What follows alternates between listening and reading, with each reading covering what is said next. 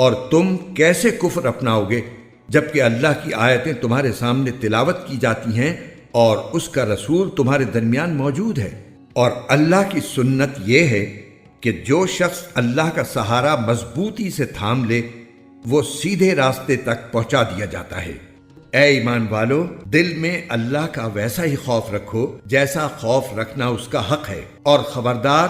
تمہیں کسی اور حالت میں موت نہ آئے بلکہ اسی حالت میں آئے کہ تم مسلمان ہو، اور اللہ کی رسی کو